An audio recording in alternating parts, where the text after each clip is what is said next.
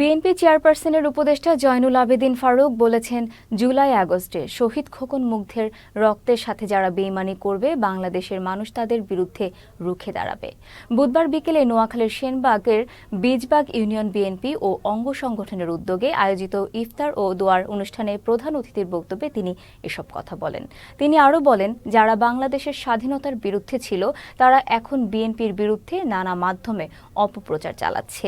বিএনপির বীজবাগ ইউনিয়নের সভাপতি আবু তাহেরের সভাপতিত্বে অনুষ্ঠানে বক্তব্য রাখেন বিএনপির উপজেলার যুগ্ম আহ্বায়ক আমিনুল্লাহ ও ইউনিয়ন বিএনপির সাধারণ সম্পাদক বেলাল হোসেন সহ আরও অনেকে। একবার আওয়ামী লীগের সাথে বন্ধুত্ব করে নির্বাচনে গিয়েছিলেন, কয়টা আসন পেয়েছিলেন?